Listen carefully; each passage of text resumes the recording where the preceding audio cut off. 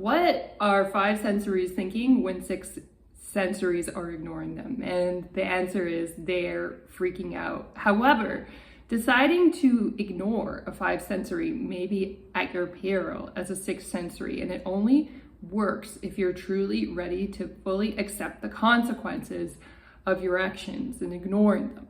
And what do I mean by that? If you're the type of 6 sensory or 5 sensory for that matter, and you believe that the world is out to get you, you believe that housing is too expensive and therefore you could never afford it, you believe that your parents screwed you up for life or that the government screwed you up for life and you're just a victim of those circumstances, and you really don't believe in your own self-empowerment, then I don't recommend trying the strategy of ignoring 5 sensories. It's going to be too much for you to handle and you won't be able to take responsibility for it, and it will make you look like a fool because the 5 sensory will call you out on playing a game.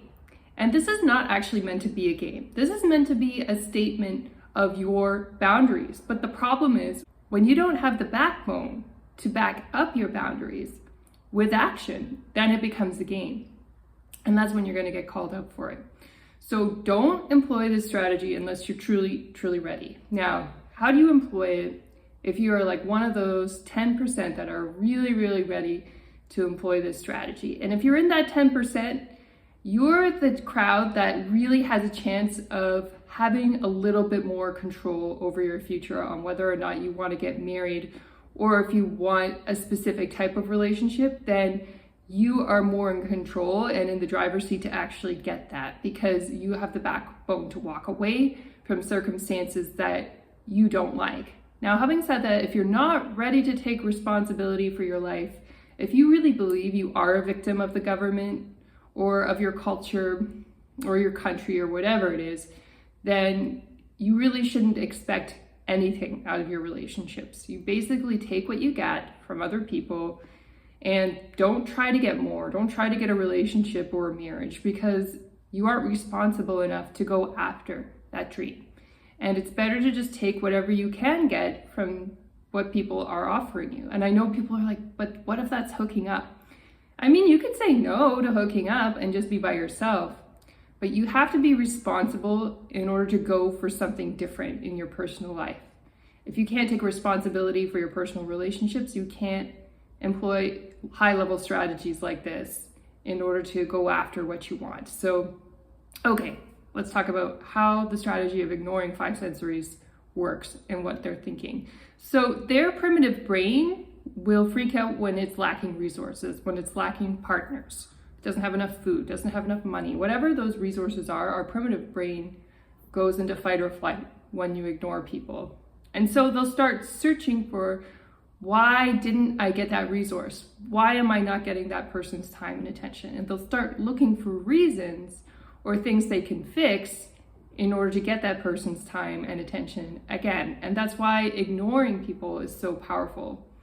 Having said that, what happens when they reach out and you've been ignoring them and you don't really have a good reason to ignore them? Well, that's when they're going to call your bluff. And this is why ultimatums in relationships don't work as well either, because the people who make the ultimatum for more commitment, they're not willing to leave.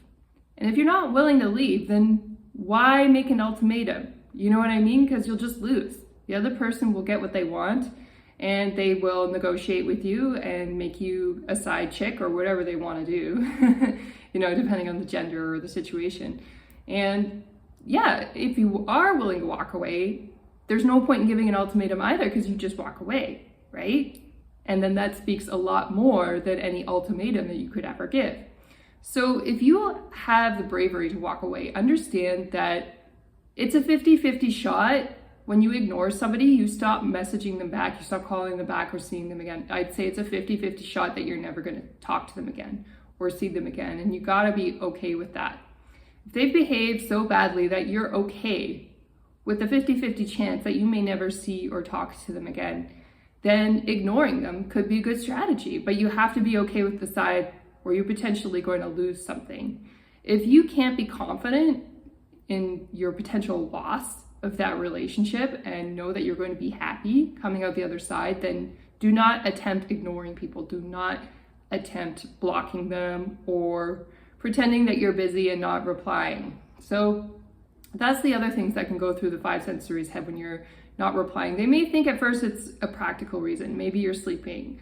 You could be working or working out or talking to your family, or you could be doing your business sessions with somebody. Whatever that is, they could assume that that's the reason why. But after a while, after some time's passed, they'll start to realize that you're not responding to them, and they'll slowly start backing off. They'll slowly start giving up.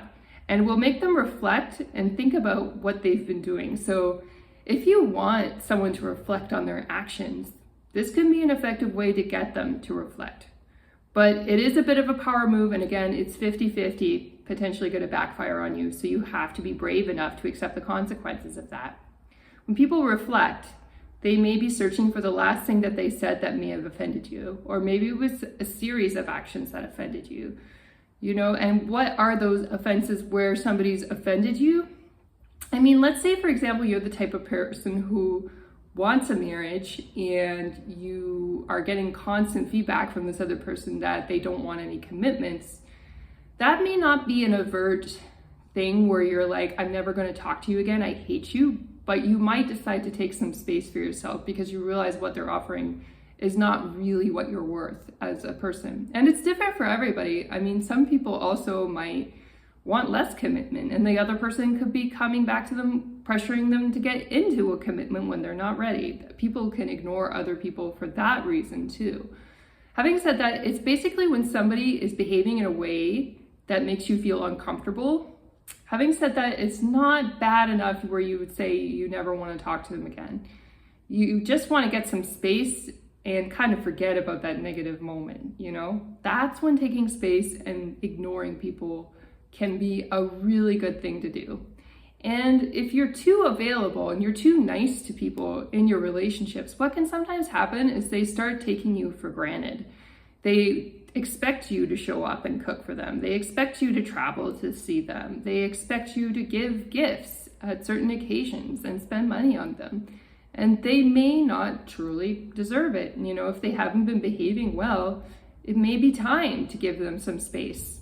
Having said that, if you really miss them and you're really broken up over it and you're brokenhearted, then making this decision can be the wrong decision. I recommend having something to fill your time to make you stop thinking about them if you're going to employ this strategy, so it doesn't backfire on you and you don't message them being like, I miss you, That's when it's not going to work, and that's when people are going to lose respect for you. You've got to have a solid reason and a solid backup as to why you made that decision to ignore the person in the first place. And difficult conversations can be a reason to ignore people. So when people are getting into sticky moral territory, let's say they want to hook up instead of having a relationship, it's not always easy to talk to people about that, about why they're showing up that way, because they come up with 1,000,001 excuses as to why they're behaving the way that they're behaving. Sometimes silence speaks a lot louder than any words you could say about what is your acceptable standard of a relationship. And you need to follow that silence in order to make your statement rather than try to speak your statement in words. Often people mistake the advice of speaking what your needs are as to mean, let's argue morally about what we're doing. And it often goes nowhere, It's like one person thinks they're right, the other person thinks they're right. And then one person basically collapses and compromises when they get into that argument. It's like that person who's constantly wanting to hook up. They'll just keep arguing and wear you down until you're like, okay, I'll hook up with you. And it's like, if you have no backbone and you can't really take responsibility for your life, then maybe that's what you get in life and that's the best that you can do. And if that's true, then, that's where you're at. Like, we can't make ourselves wrong for where we're at in our consciousness. We're all in different places. Having said that, if you really want to take control and get these people out of your life who want to hook up with you, silence is a powerful way of doing it rather than arguing with them about what's right or what's wrong, because people really don't enjoy those arguments. They never end. And then someone ends up compromising and doing something that they don't want to do at the end of the argument in order to continue the relationship.